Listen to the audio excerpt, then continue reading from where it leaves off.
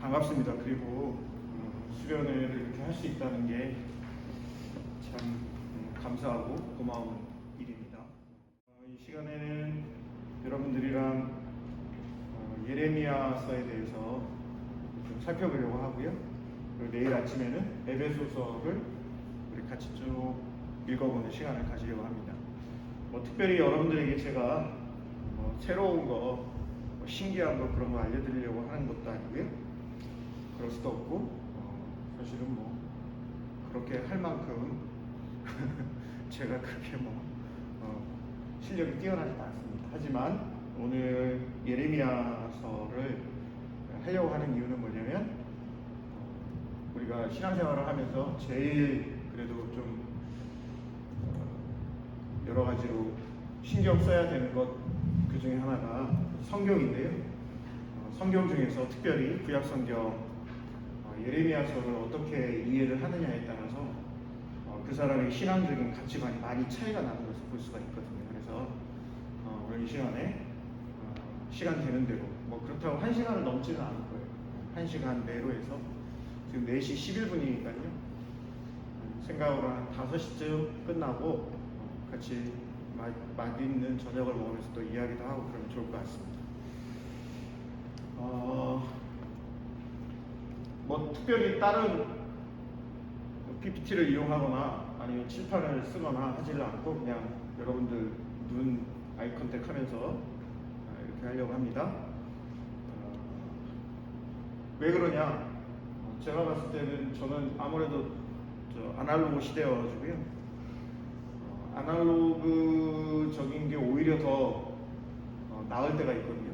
근데 지금이 그런 것 같아요. 그래서 오히려 이렇게 잘 함께 집중할 수 있는 시간이 좋을 것 같아요. 한 사람의 힘이, 어떤 한 사람의 힘이 엄청나게 강해져서 자기가 하고 싶은 대로 심지어 다른 사람의 생명까지도 좌지우지하게 될 때 그 사람을 뭐라고 그러냐면 독재자라고 합니다.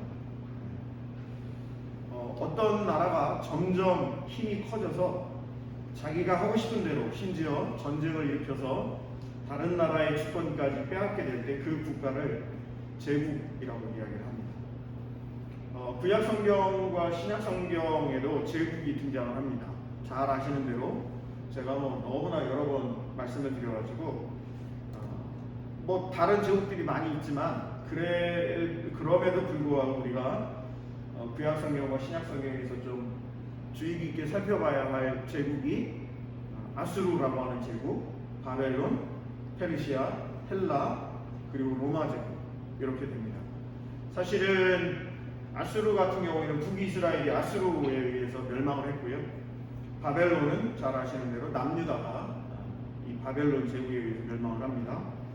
그런데 바벨론 제국은 참 신기하게도 70년, 채 100년도 되지 않는 제국의 역사를 가지게 되었습니다. 이건 제가 임의로 이야기하는 게 아니라 세계사에서 바벨론의 역사를 찾아보면 100년도 채 되지 않는 역사를 가지고 있다고 하는 것이죠. 너무 신기하죠. 그리고 나서 이제 황금의 제국이라는 페르시아 제국, 그리고 여러분들이 잘 아는 알렉산더 대왕이 건설했던 헬레니즘 문화, 헬라 제국, 그리고 나서 로마 제국이 등장을 하게 되는데, 사실 이제 신약 성경 같은 경우에는 로마 제국 시대로부터 시작이 돼서, 그러니까 복음서죠. 복음서로 시작이 돼서 사실은 바울 서신이 먼저 쓰여지긴 했지만 어쨌든 신약 성경이 마지막 요한계시록 같은 경우에도 이 로마 제국 아래에서 쓰여지게 된 성경. 그래서 신약 성경 전체는 로마 제국으로부터 시작해서 로마 제국 하에 요한계시록 기록이 되어 있다라고 하는 것은 여러분들 상식적으로 알고 계실 것 같아요. 지금도 다른 나라를 쳐들어가서 생명을 빼앗고 자기들이 원하는 것을 얻기 위해 전쟁을 일으키는 나라들이 있죠. 지금도 전쟁을 하고 있고, 어떤 역사학자는 인류 역사, 지금까지 역사 가운데 전쟁이 없었던 것은 27년이라고 그랬나? 27년밖에 안 된다라고 이야기를 할 정도로 인간의 역사는 전쟁의 역사다라고 하는 것이죠. 이 제국의 특징을 보면 제국이라고 했을 때 뭐 우리가 생각했을 때는 뭐 옛날 이야기고 우리하고는 상관없는 그런 나라 이야기다라고 생각을 할 수 있지만 사실은 그렇지 않죠. 개인적으로 아까 말씀드렸지만 개인적으로 제국주의를 표방하면서 살아가는 개인도 있고 그런 나라도 지금도 여전히 있다라고 하는 건데요. 제국의 특징을 세 가지로 말씀을 드릴 수가 있어요. 이거는 나중에 혹시라도 여러분들이 공부를 할 때 혹은 뭐 리포트를 쓰거나 어떤 뭐 할 때 알아두면 굉장히 유용하게 될 것 같아요. 제국의 특징 세 가지. 간단하지만 굉장히 중요합니다. 첫 번째는 뭐냐면 공성전이에요. 성을 공격해서 빼앗는 거예요. 제국은 항상 그렇습니다. 제국이라고 하는 거는 이 힘이 너무나 커져가지고 이 힘을 어찌할 수 없는 상태가 되었을 때 어떻게 하죠? 다른 나라를 침범을 합니다. 그래서 그 나라를 공격을 해서 그 나라의 모든 것을 다 빼앗아가는 거죠.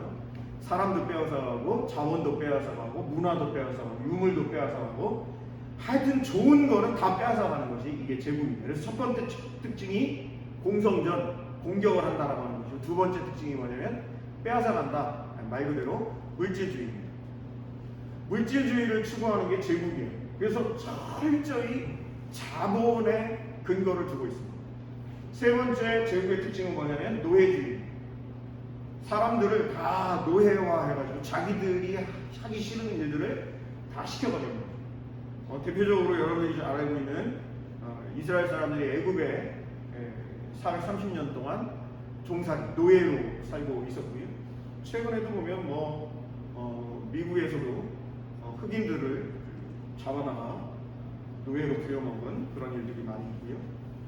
지금도 사실은 개인적으로도 힘이 돈이 많아가지고 노예를 부리고 살아가는 사람들도 있거든요. 우리가 이제 노예라고 하지는 않아서 그렇지 실제로 보면 똑같은 그런 패러다임을 가지고 있다라고 하는 것입니다. 그런데 문제는 뭐냐면 하나님께서 원하시는 나라는 어떤 나라냐라고 하는 거죠. 그러니까 세상 사람이나 개인이나 공동체나 국가는 어떻게 해서든지 제국을 이뤄가려고 하죠. 그래서 빼앗으려고 하고 물질을 더 추구하려고 하고 사람을 부려먹으려고 하는데 하나님께서는 뭐라고 말씀하시냐면 제국 만들지 말고 무슨 나라를 만들어가면 좋겠다라고 말씀하시냐면 제사장 나라를 만들어갔으면 좋겠다라고 하시는 거예요. 이 제사장 나라는 제가 만들어낸 것이 결코 아닙니다. 그러면 어디 있냐? 근거를 대해서 출애굽기 19장에 기록이 되어 있어요. 출애굽기 19장을 보시면 5절, 6절에 이렇게 되어 있어요. 한번 제가 찾아서 읽어드릴게요. 출애굽기 19장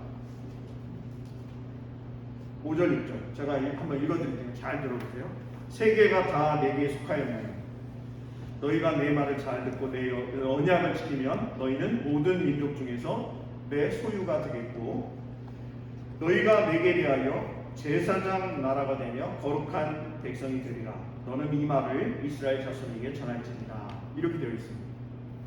세계가 다 내게 속하였나니 세계의 모든 것이 다 하나님의 소유다라고 하는 것이고 너희가 내 말을 잘 듣고 내 언약을 지키면 너희는 모든 민족 중에서 내 소유가 되고 하나님의 소유가 될 것인데 너희가 내게 대하여 제사장 나라가 되며 거룩한 백성이 되리라. 여기에 출애굽기 19장 5절 6절에 기록되어 있는 아주 중요한 나라가 나오는데 그 나라가 제사장 나라다라고 하는 것이죠. 좀 전에 제가 여러분들께 제국에 대해서 설명을 드렸거든요. 제국은 첫 번째 특징이 뭐라고 했냐면 공성전이라고 했잖아요. 공격을 합니다. 두 번째는 물질주의, 세 번째는 노예주의. 노예제도를 이렇게 하는 게 제국인데 제사장 나라는 그럼 어떤 나라이길래 이 제국과는 많은 차이가 나냐? 예, 그렇습니다. 첫 번째는 하나님의 용서가 있는 나라가 제사장 나라입니다. 하나님의 용서가 어떻게 해서 되느냐? 여러분들이 아는 것처럼 여러 가지 절기가 있고 그리고 명절이 있습니다. 절기라고 했을 때는 6월절, 오순절, 초막절을 들 수가 있겠죠. 6월절은 출애굽과 관련된 있는 거고, 오순절은 모세가 시내산에 올라가서 하나님의 율법을 받은 사건을 기념하는 절기고, 초막절은 40년 광야 생활한 것에 대한 기념으로 지키는 절기가 초막절입니다. 6월절, 오순절, 초막절을 반드시 지켜야 됩니다. 그리고 또 한 가지는 어떤 그러면 명절이 있냐? 안식일, 안식년, 신년 이런 명절들이 있어서 반드시 그 날을 거룩하게 지켜야 된다. 하나님이 이렇게 말씀하시거든요. 그래서 하나님의 용서가 있는 나라가 제사장 나라인데 5가지 제사의 방법이 있죠. 번제, 소제, 화목제, 속제제, 속번제. 이 제사, 그러니까 예배의 방법을 통해서 하나님의 용서를 얻을 수 있는 나라가 제사장 나라다라고 하는 것입니다. 두 번째 제사장 나라의 특징은 이웃과 나눔이 있는 나라입니다. 대표적인 게 어떤 거냐면 농사를 짓게 되었을 때 농사를 짓고 이제 가을에 우리말로 가을이죠. 우리말로 가을에 추수를 하게 되면 논이 있을 때 밭이 있을 때 저쪽 이쪽 내 귀퉁이에는 그 곡식을 어떻게 한다고요? 그냥 놔둡니다. 왜 그냥 놔두죠? 과부와 고아와 객을 위해서 나눕니다. 예를 들면 어떤 사람은 여러 가지로 형편과 처지가 괜찮아서 농사를 짓고 그 농사를 지은 것에 대한 추수를 할 수가 있는데, 그런데 객과 고아와 과부는 그럴 수가 없는 거죠. 객은 무엇이 없는 사람이냐면 나라가 없는 사람이 객이죠. 객, 나그네, 이방인. 고아는요, 부모가 없는 게 고아고, 과부는요, 남편이 없는 게 과부죠. 그 당시 남편이 없거나 부모가 없거나 나라가 없는 이 세 계층을 뭐라고 이야기하냐면 가장 사회적인 약자로 구약성경에 기록이 되어 있는데, 이들과 나눠라, 이들과 잘 나눠야 된다라고 하는 것이 제사장 나라의 두 번째 특징입니다. 세 번째 특징은 뭐냐면 민족 간의 평화가 있는 나라가 제사장 나라입니다.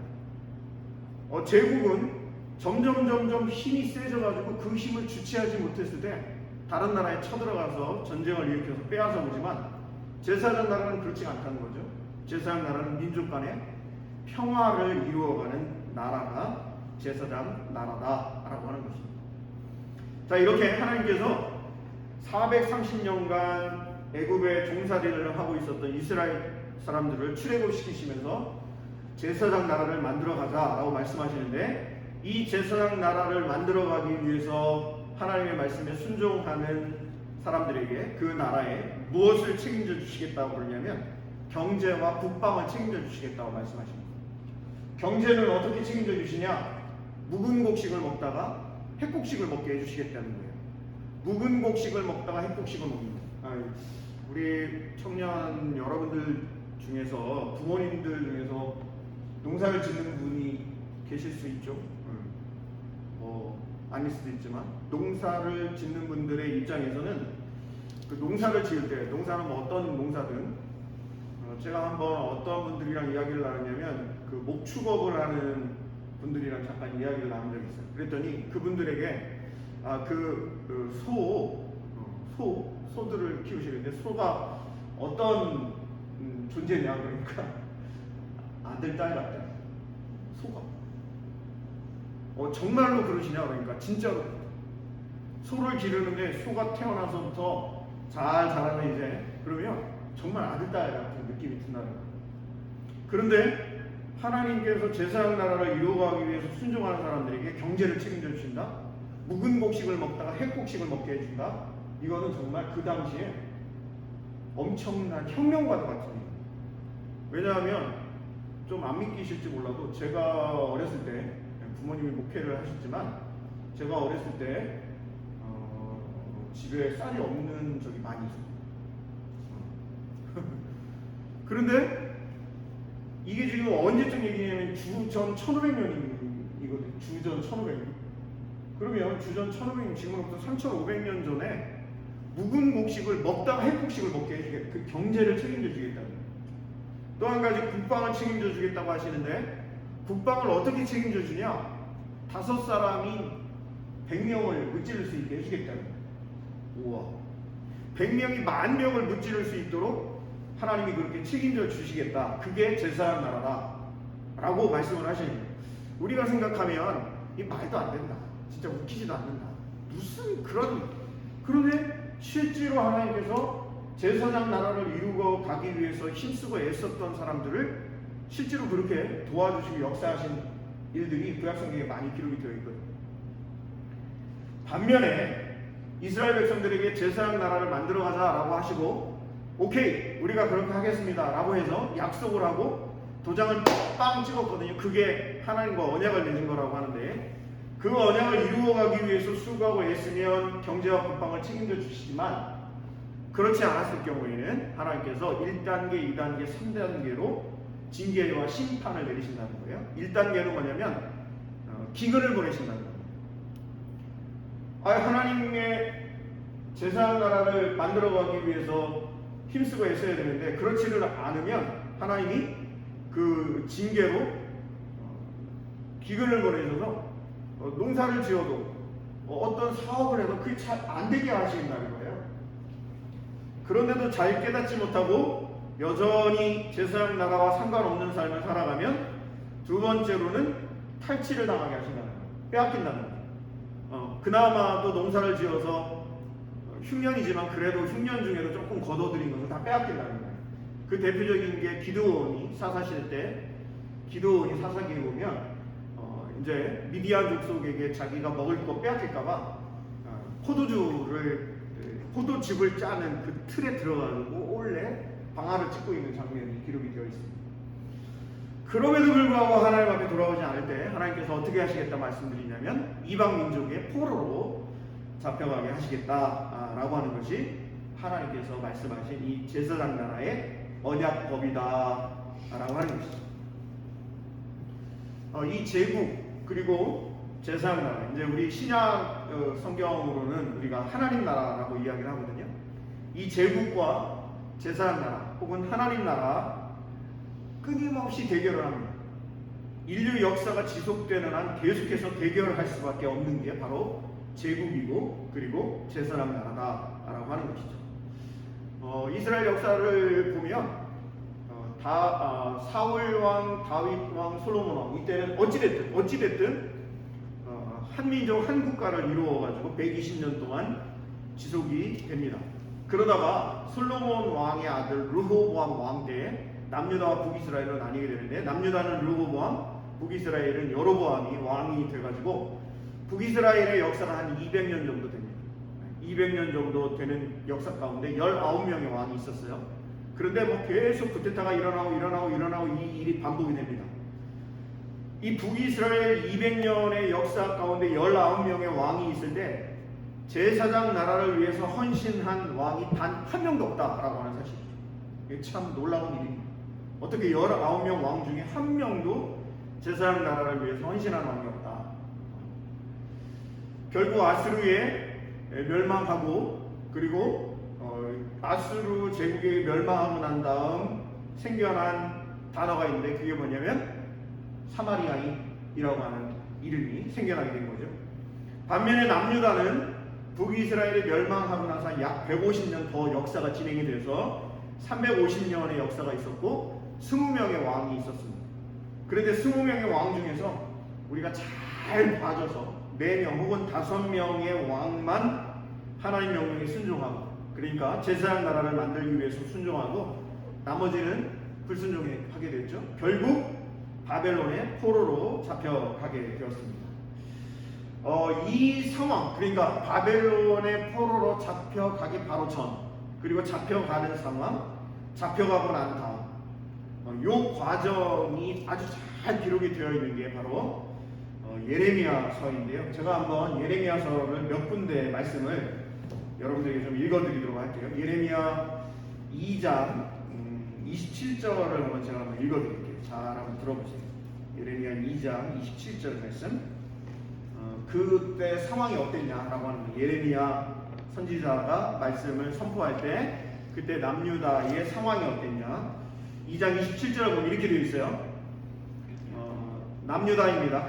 남유다 사람들이 그들이 나무를 향하여 너는 나의 아버지라 하며 돌을 향하여 너는 나를 낳았다 하고 그들의 등을 내게로 돌리고 그들의 얼굴은 내게로 향하지 아니하다가 그들이 환난을 당할 때에는 이르기를 일어나 우리를 구원하소서 하리라 이렇게 되어 있어요. 그러니까 남유다 백성들과 남유다 왕들의 모습이 어떠냐면 평상시에 나무를 향해서 아이고 아버지 돌을 향해 가지고 우리를 낳은 분 이렇게 한다는 거죠. 그러면서 평상시에는 등을 하나님으로부터 돌리고 얼굴을 하나님께로 향하지 아니하다가 어려움을 만나게 됐을 때는 뭐라고 그러냐면 하나님 우리를 구원해 주세요 이렇게 한다는 거예요. 그런 영적인 상황이라는 거죠. 7장을 제가 한번 또 읽어드릴 텐데 예레미야 7장을 보시면 이런 이야기도 또 기록이 되어 있어요. 다 읽어드릴 수는 없고 제가 7장 9절을 한번 여러분들께 읽어드릴게요.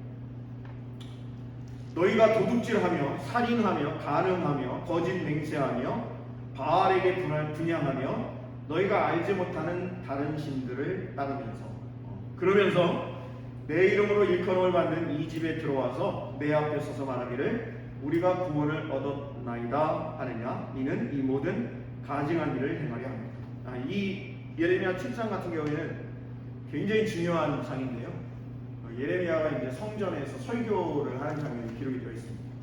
예레미야 선지자가 성전 입구에 서가지고 뭐라고 이야기를 하냐면 이 성전에 와가지고 하나님 앞에 예배하려고 하는 그 남유다 백성들을 향해서 하는 이야기인 거예요. 4절에 보면 너희는 이것이 여호와의 성전이라 여호와의 성전이라 여호와의 성전이라는 거짓말을 믿지 말아라. 이렇게 이제 선포하고 있는 모습을 볼 수가 있습니다. 그러면서 23장 32절을 보면 23장 32절을 보면 이런 말씀도 있어요. 23장 32절을 보면 여호와의 말씀이니라 보라 거짓 꿈을 예언하여 이루며 거짓과 헛된 자만으로 내 백성을 미혹하게 하는 자를 내가 치리라. 내가 그들을 보내지 아니하였으며 명령하지 아니하였나니 그들은 이 백성에게 아무 유익이 없느니라. 여호와의 말씀입니다. 그러니까 선지자들이 예레미야 선지자랑 진짜 극소수의 선지자들 빼고는 다 거짓 선지자들이라고 하는 것이죠. 그 이유가 뭐냐면 예레미야 선지자 같은 경우에는 바벨론 70년 포로로 잡혀가게 된다라고 이야기를 하는데 다른 예언자들은 아니다 2년 안에 다 돌아온다 다 회복된다 이렇게 이야기를 했었던 것입니다. 이 바벨론 포로 70년의 역사에 대해서 여러분들께 말씀을 드리려고 하는데요. 상당히 빨리 해가지고 지금 시간이 금방 32분밖에 안 됐네요. 이 예레미야 선지자가 바벨론 70년 포로로 잡혀가는 것에 대해서 네 가지로 이야기를 합니다. 그게 뭐냐면 첫 번째가 징계의 70년이라는 거예요. 징계의 70년이라는 거 아까 말씀드린 대로 제사장 나라의 법을 잘 순종하면 하나님께서 경제도 책임져 주고 국방도 책임져 주신다라고 했지만 그렇지 않을 경우에는 첫 번째 기근, 두 번째 탈취, 세 번째 포로로 잡혀가게 하시겠다고 했잖아요. 자, 바벨론 포로 70년 포로로 잡혀가는 것을 예레미야 선지자가 뭐라고 하냐면 그 의미를 징계의 70년이라고 하는 거예요. 왜 70년이냐 궁금하잖아요. 뭐 7년일 수도 있고 700년일 수도 있는데 왜 하필 70년이냐는 그 이유는 뭐냐면 가나안 땅으로 그러니까 출애굽을 해서 광야 40년 후에 가나안 땅으로 들어와서 여호수아 시대 때부터 시작해서 시드기야 왕까지 남유다 20번째 왕 시드기야 왕까지 이 남유다 백성들이 지키지 않은 예를 들면 안식일, 안식년, 희년 이것들을 다 계산해 보니까 그게 70년이라는 거예요. 70년. 그래서 70년 바벨론 포로로 잡혀가게 되는데 그 첫 번째 의미는 징계의 70년이에요. 징계. 말 그대로 포로로 잡혀가게 되는 거죠. 그런데 징계 70년의 의미가 있느냐 아니라는 거예요. 또 한 가지는 뭐가 있냐면 안식의 70년이라고 하는 것입니다. 이거 굉장히 어려운 이야기인데 잘 이해를 여러분들이 좀 했으면 좋겠어요. 무슨 이야기냐면 하나님께서 남유다 백성들, 이스라엘 백성들을 가나안 땅으로 들어가게 하셨을 때 그 땅이 어떤 땅이냐면 약속의 땅이잖아요. 적과 꿀이 흐르는 약속의 땅. 그런데 그 약속의 땅에 살아가게끔 그 약속의 땅에서 살게끔 하신 하나님께서 누구를 살게 하셨냐면 언약, 약속의 백성들이 그 땅에서 살아가게끔 하나님이 말씀하셨거든요. 그런데 잘 이해하셔야 돼요. 거룩한 백성인 이스라엘 백성들이 살아가고 있는 그곳이 가나안 땅인데 그 땅도 거룩한 땅이라고 합니다. 자, 그런데 문제는 뭐냐면 하나님의 백성들, 하나님과 약속을 한 도장을 빵 찍은 이스라엘이 거룩한 백성, 다시 말씀드리면 제사장 나라를 이루어가는 그 일을 제대로 감당을 하지 못하니까 이스라엘 백성들만 부정한 백성이 됐냐? 아니라는 거예요. 그러면 무엇도 부정한 것이 되었냐면 가나안 땅도 부정이 됐다. 그러니까 거룩한 백성들이 살아가는 곳은 거룩한 곳이어야 하는데, 그런데 이스라엘 백성들이 거룩한 백성으로서의 사명을 감당하지 못하니까 그들이 발을 딛고 살아가고 있는 땅도 거룩하지 못한 땅이 되어버렸다. 그래서 하나님께서 안식의 70년의 의미가 있는데, 안식의 70년은 사람들만, 짐승들만 70년 안식하는 게 아니라 무엇도 70년 안식해야 된다? 가나안 땅도 70년 안식을 해야 된다. 그래서 하나님께서 70년 바벨론 포로로 가게 하시겠다. 또 한 가지는 교육의 70년입니다. 교육의 70년은 무엇이냐? 하나님의 말씀을 70년 바벨론 포로의 기간을 통해서 다시 한번 생각하고 다시 한번 정리하고 다시 한번 마음에 새기는 기간으로 삼겠다라고 하는 게 바벨론 70년 포로 기간입니다. 그리고 마지막으로는 제국 수명 70년의 역사입니다. 다시 말씀드리면 바벨론 제국의 수명이 70년밖에 안 돼요. 이건 정말 우리가 하는 이야기로 헐입니다. 헐. 왜냐하면 제국이 생성하고 제국이 발전하고 제국이 힘이 막 세가지고 제국이 다른 나라를 침범해서 공성전하고 물질주의 빼앗아오고 노예제도로 하는 그 모든 과정이 70년으로는 택도 없어요. 그런데 70년 과정 가운데 이 모든 게 다 바벨론이 생기고 자라고 힘이 세져서 다른 나라들을 침범하고 하는 과정, 그리고 소멸하는 과정까지 70년의 역사가 합니다. 그래서 예레미야 선지자가 이야기하는 바벨론 포로 70년의 역사가 이 네 가지의 의미를 가지고 있다. 첫 번째는 징계 70년, 안식 70년, 교육 70년, 제국 수명 70년. 자, 그래서 이 바벨론 포로로 잡혀가고 난 다음에 기록된 성경이 이제 몇 가지가 있는데, 그 중에 대표적인 게 이제 에스겔서가 이제 바벨론 포로로 잡혀가 있을 때 이제 기록이 됐죠. 그 다음에 다니엘서, 그 다음에 학계, 스가랴, 말라기, 뭐 이런 책들, 에스더, 느헤미야, 이런 책들이 이제 바벨론 포로로 잡혀가서, 그리고 바벨론 제국이 페르시아 제국에 의해서 멸망하고, 그리고 페르시아 제국에 의해서 포로로 해서 다시 돌아오는 그 과정이 쭉 기록이 되어 있는 것을 볼 수가 있습니다. 그런데 제가 좀 전에 말씀드린 이 예레미야서를 잘 이해하는 게 왜 중요하냐? 우리는 흔히 징계를 받으면, 예를 들어서 아까 첫 번째 단계로 기근, 탈취, 포로라고 그랬는데, 기근을 만나거나 탈취를 당하거나 포로로 잡혀가면 기분 좋은 사람이 한 사람도 없죠. 세상에 누가 기근, 사업을 열심히 했는데 사업이 쫄딱 망했다. 그럼 어떻게 하겠어요? 농사를 열심히 지었는데 이번에 비가 많이 와가지고, 제가 아는 분도, 제가 예전에 어렸을 때 다녔던 교회 선배 분도 저기 부여 천이암 이쪽에서 메론 농사를 짓는데, 메론 농사를 짓는데, 그게 그냥 하룻밤에 그냥 그 하우스에 그냥 물이 다 차버려가지고 그냥 끝장난 거예요. 끝장. 그분만 그러냐? 아니요. 그 지역 전체가 다 물바다가 됐다는 거예요. 물론 이제 보험 들고 해가지고 이제 보상도 받고 하기는 하지만, 사실 보상을 받는 게 완벽하게 보상을 어떻게 받겠어요? 그 정신적인 피해라든지 이제 추석을 앞두고 출하를 해가지고 그 1년 농사 지은 거 그거 전부 다 이제 해야 되는데 어렵다는 거죠.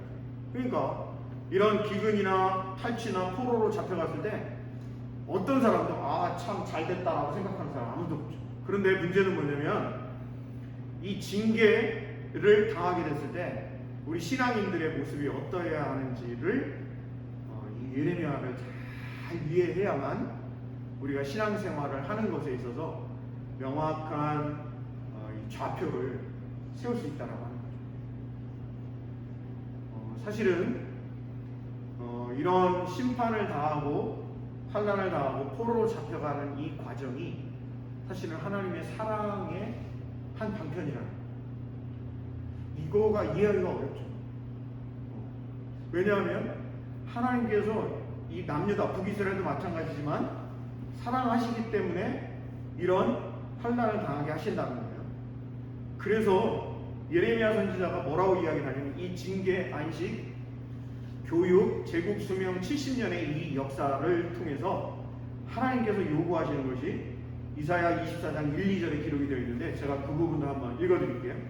이사야 24장 1, 2절 바벨론의 느부갓네살 왕이 유다 왕 여호야김의 아들 여고냐와 유다 고관들과 목공들과 철공들을 예루살렘에서 바벨론으로 옮긴 후에 여호와의 성전 앞에 놓인 무화과 두 광주리를 내게 보이셨는데 한 광주리에는 처음 익은 듯한 극히 좋은 무화과가 있고 한 광주리에는 나빠서 먹을 수 없는 극히 나쁜 무화과가 있다라 라고 해서 이 70년 바벨론 포로 과정을 통해서 하나님께서 원하시는 것이 뭐냐면 남유다 백성들이 다시금 극상품 무화과 나무 열매로 회복되기를 원하신다는 거죠. 그래서 예레미야 31장 31절에서는 뭐라고 이야기를 하냐면 어쩌면 예레미야서의 핵심이라고 할 수 있는 게 이 예레미야 31장 31절 말씀이거든요. 제가 한번 읽어드릴게요.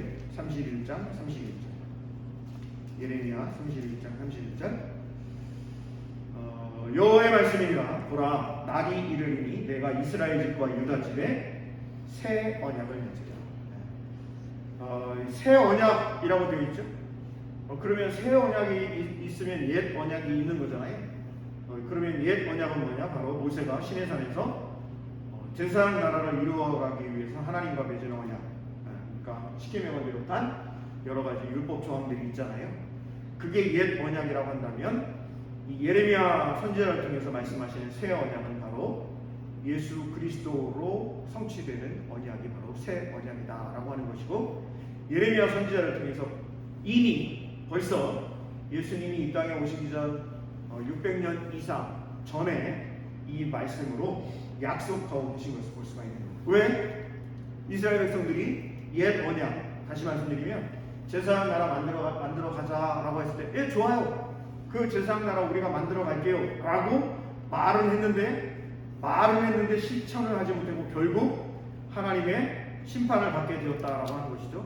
그런데 그 심판을 통해서 하나님이 야 니네들 내 말 안 들었으니까 포로로 잡혀가서 죽든지 말든지 그런 하나님이 아니시고 다시금 회복하기를 원하시는 하나님이시고 극상품 무화과 나무 열매를 통해서 예를 들면 여러분들이 아시는 대로 다니엘과 세 친구 같은 사람, 학계, 스가랴, 말라기 같은 사람, 스룹바벨 같은 사람, 에스라, 느헤미야, 에스더 같은 사람 이런 사람들을 통해서 새 언약을 통해 이 새 언약을 이루어가는 그런 귀한 남유다 백성들로 삼으시겠다라고 하는 것이 바로 새 언약이죠. 그래서 이 새 언약의 말씀이 어디하고 연결되냐면 우리가 너무나 잘 알고 있는 요한복음 3장 16절 말씀입니다. 하나님이 세상을 이처럼 사랑하사 독생자를 주셨으니 이는 그를 믿는 자마다 멸망하지 않고 영생을 얻게 하려 하십니다. 결국 우리를 구원하시기 위한 하나님의 큰 그런 계획, 큰 그림이 있었다라고 하는 것이죠. 사실은 바울 사도가 믿음으로 구원을 얻는다라고 했는데 사실은 바울 사도가 그렇게 이야기를 했던 가장 큰 이유 중에 하나는 뭐냐면 유대교에서 그러니까 초기 기독교에서 할례를 받아야 율법을 지켜야 율법을 지키는 것 중에 할례잖아요. 할례를 받아야 구원을 얻는다. 예수님 믿는 것보다 할례를 받아야 구원 얻는다라고 계속해서 주장을 하고 있었고, 그 일로 인해서 수리아 안디옥 교회가 여러 가지 어려움을 만나게 됩니다. 수리아 안디옥이라고 하는 교회는 스데반 집사님 순교 이후에, 그리고 야고보 사도가 순교하고 난 다음에 흩어진 기독교인들이 수리아 안디옥에서 이방인들에게 복음을 전하게 되는 과정에서 세워진 교회가 수리아 안디옥 교회였는데, 그 교회의 첫 번째 목회자가 누구냐면 바나바 목사님이었고, 바나바 목사님이 함께 목회를 했었던 사람이 바로 청년 사울이었었는데, 이 청년 사울이 바울 사도잖아요. 이 바울 사도가 그 과정에서 할례를 받아야 구원 얻는다라고 주장하는 유대교 교인들에게 아니다, 할례를 받아서 구원 얻는 게 아니라 예수를 믿음으로 구원 얻는다라고 주장을 하게 되었던 것이죠. 그런데 맞죠? 예수님을 믿어야지 구원을 얻는 게 맞기는 맞는데, 그런데 그게 오늘날에 와가지고는 그 역사적인 배경에 대해서는 이야기를 하지 않고 예수님 믿으면 구원 얻는다. 그러니까 나도 예수님 믿으니까 구원 얻겠지 라는 생각. 그래서 전혀 기독교가 이 하나님 나라를 이루어가는 그 일을 감당하는 일에는 더 이상 신경도 쓰지 않고 그냥 뭐라 그래, 뭐 우리 예수님 믿는데 이렇게 되어버렸다. 그래서 요즘 기독교를 신유대교다 이런 이야기를 하는 사람들이 많이 있어요. 그러니까 기독교가 기독교의 역할을 감당을 하지 않고 자기들끼리만 예수 믿으니까 구원 얻었어 그러면서 다른 사람들을 차별하고, 심지어 교회 교인들 중에서도 하나님의 이름으로 다른 사람들을 핍박하는 일들이 너무 많죠. 그래서 역사 가운데, 인류 역사 가운데 제일 많이 사람들을 죽인 사람들이 그런 집단이 누구냐? 교회 기독교인들이 제일 사람들을 많이 죽였다는 거. 그 참 아이러니하죠. 사랑이라고 하는 이야기를 너무나도 많이 하는데, 그런데 인류 역사 가운데 인간의 생명을 가장 하찮게 여겼던 집단이 기독교인들이라는 거예요. 제가 이 예레미야서를 여러분들께 뭐 그냥 아주 간략하게 오늘 말씀을 드렸는데, 쭉 이제 중요하다고 생각하는, 제가 중요하다고 생각하는 걸 여러분들께 쭉 말씀을 드렸는데, 가장 중요한 거는 구약성경부터 신약성경 마지막까지 하나님께서 뭘 말씀하시냐면 생명이라는, 생명을 소중히 여기는 그런 마음, 그게 이제 하나님의 마음 아니겠어요? 지난번에도 설교 시간에도 잠깐 말씀을 드렸었는데, 그 대우조선 하청업체 지부 회장을 맡고 있었던 유채안 씨, 기억나시죠? 자기 자신을 이렇게 철로 그 안에 들어가서 자기가 용접을 해가지고 자기 스스로 그 안에 자기 자신을 가둬버려요.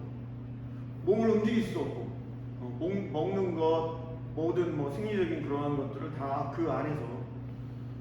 그래서 우리가 생각했을 때는 아이고 어쩌나 그러지만, 실제로 어떻게 할 수가 없으니까 기저귀를 차고 있었고 이런 상황 아니었어요?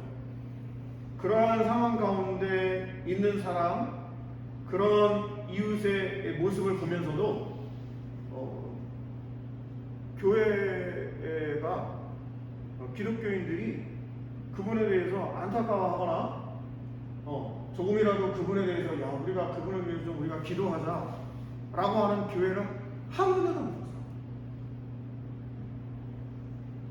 오히려 그런 이야기를 교회가 해야 되고, 그런 이야기를 목회자가 해야 됨에도 불구하고, 그런 이야기를 하는 교회는 이상한 교회, 그런 이야기를 하는 목사는 더 이상한 목사가 되어버린 게 한국교회라고 하는 거죠. 나하고 생각이 맞지 않는다라고 해서 나는 예수님 믿으니까 구원 얻었고 저 사람은 나하고 생각이 틀려. 심지어는 소돔과 고모라가 왜 멸망했죠? 어떤 사람들은 동성애 때문에 멸망했다고 그러거든요. 아니에요. 동성애 때문에 멸망한 게 아니라 이웃 대접에 대한 그 법을 지키지 않으므로 그래서 멸망한 거거든요. 그런데 한국 교회는 전부 다 뭐라고 그래요? 동성애 때문에 멸망했다고 이야기를 하는 거예요. 뭐 제가 뭐 동성애를 뭐 지지하거나 뭐 그런 게 아니고, 제가 지금 말씀드리려고 하는 것은 이 교회가, 그리고 기독교인들이 정말 마음속에 품고 가져야 할 하나님의 나라를 위해서 헌신할, 그 하나님의 나라는 아까 말씀드렸지만 하나님의 용서가 있는 나라이고, 그리고 이웃과 나눔이 있는 나라이고, 민족 간의 평화를 이루어가기 위한 나라가 하나님 나라. 그 하나님의 나라를 이루어가기 위해서 예수님이 십자가에 못 박아 죽기까지 그 일을 이루기 위해서, 그리고 그 일을 이루어가기를 원하는 마음으로 이 자리에 있는 저와 여러분에게 예수님이 하신 일들을 이제는 너희들이 좀 맡아줘 라고 말씀을 하신 것이 하나님의 나라인데, 대부분의 교인들이요, 어느 목사님이 그랬어요. 10명 교인 중에 2명, 많이 봐줘서 3명까지만 예수님이 하나님 나라를 이루어 가시려고 하셨던 게 무엇인지 그걸 분명히 알고 어떻게든 그것을 위해서 살아가려고 하고, 나머지 7명에서 8명은요, 나는 예수 믿었으니까 구원 얻었는데 뭘 이라고 하고는 아무 관심 없고, 그저 내가 예수 믿음으로 내가 잘 먹고 잘 살고, 나 좋은 대학 가고 좋은 직장 얻고 좋은 사람 결혼하고 좋은 가정 꾸리고, 그것으로 기독교인의 사명을 다 하는 것으로 생각하고 있다라고 하는 거죠. 참 안타까운 거죠. 마치려고 합니다. 마치고 혹시라도 궁금한 게 있으면 제가 한 10분 정도 일찍 끝내가지고, 아까 4시 11분에 시작을 했는데 지금 4시 51분이네요. 그러니까 한 10분 정도 일찍 끝냈는데, 뭐 궁금한 거 있으면 잠시 이야기를 나누는 것도 괜찮을 것 같아요. 힘들고 어려운 인생을 살아가고 있는 우리 청년들이 많이 있죠. 뭐 이 자리에 있는 여러분들 중에서도 그럴 수도 있고, 지금 현재 대한민국이라고 하는 곳에서 살아가고 있는 청년들 중에서 힘들고 어려운 인생을 살아가고 있는 사람들이 많이 있습니다. 어제 뉴스인가 오늘 뉴스인가 제가 잘 정확하게는 모르겠는데, 어떤 대학생 친구가 신입생이래요. 그런데 기숙사에서 투신을 했어요. 왜 그러냐 그랬더니 이 친구가 이제 보육원에서 자랐어요. 보육원에서 자라고, 보육원에서는 고등학교 때까지만 그 보육원에 있거든요. 제가 예전에 있었던 교회에도 보육원 친구들이 많이 있어가지고, 그 교회 권사님이 6.25 전쟁 이후에 그 전쟁 고아들이 너무 많아가지고 그 선친께서 이제 세우신 보육원을 이어서 하시는 권사님이 계셨어요. 오래된 이야기예요. 제가 결혼하기 전 이야기입니다. 그 권사님이 세우신 보육원의 아이들이 이제 제가 있는 교회에 중고등부 교육전사를 하고 있었는데, 그 교회에 이제 오게 됐어요. 그래서 예배하기 전에 1시간 전에 보육원에 가갖고 애들 깨우고 해가지고 같이 예배 드리자 그래가지고 이제 그랬던 기억이 있습니다. 근데 고등학교 때까지만 같이 있고요. 고등학교 졸업하면 이제 아주 적은 돈을 쥐어주고 나와야 됩니다. 뉴스를 보니까 700만 원을 쥐어준다. 700만 원을 쥐어주고 대학에 들어왔는데, 그런데 700만 원 가지고 뭘 하겠어요? 그래가지고 이제 메모가 발견이 됐는데, 어떤 메모가 발견이 되냐, 아직 읽어야 할 책들이 너무 많이 남았는데 그렇게 하고는 특별한 어떤 게 없으니까 스스로 목숨을 끊은 걸로 보고 있는데, 참 그런 거죠. 너무나 힘든 그런 삶을 살아가고 있는 청년들이 많이 있죠. 제가 기도하기는 그렇게 힘들게 살아가고 있는 이 땅의 청년들, 그분들에게 우리 주님께서 친구가 되어주시기를 기도하는 거죠.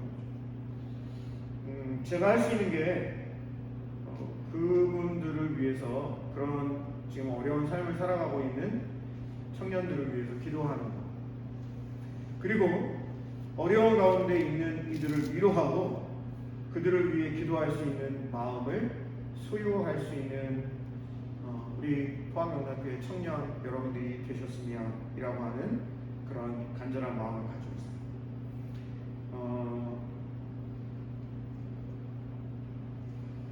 하나님께서 이 어려움을 해결해 주실 수 있는 방법도 뭐 국가적인 그런 시스템도 바뀌어 갈 수 있기를 바라고, 그런 마음으로 여러분들과 이 예레미야서를 잠깐 동안 말씀을 드렸습니다.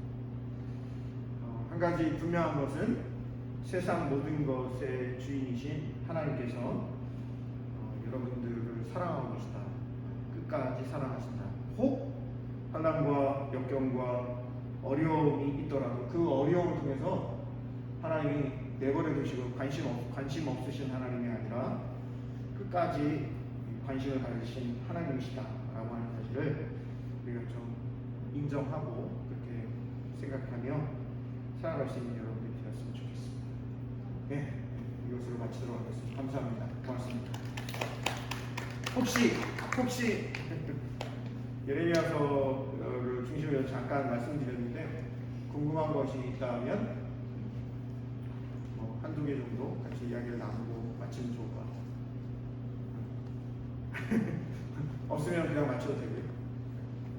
그래, 고맙습니다. 이따가 밥 먹으면서 얘기해도 되고요. 자, 잠깐 기도하겠습니다. 하나님, 우리 포항영상교회 청년들이 오늘과 내일 수련회로 모이게 해주셔서 감사합니다. 여러 가지로 힘들고 어려운 상황임에도 불구하고 함께 기도하면서 준비하고 또 여러 가지로 하나님의 영광을 위한 삶을 살아가기를 바라고 소망하는 마음들이 있습니다. 특별히 귀한 청년의 때를 살아가고 있는 우리 귀한 하나님의 백성들이 앞으로 더욱더 하나님의 영광을 위한 삶을 살아갈 수 있게 하여 주시고, 우리 하나님께서 그렇게도 원하시고 바라시는 제사한 나라, 하나님 나라를 이루어갈 수 있도록, 특별히 이웃과의 나눔, 민족 간의 평화를 위해서 헌신하는 우리 청년들 될 수 있게 도와주세요. 예수님 이름으로 감사하며 기도드립니다. 아멘. 마치겠습니다.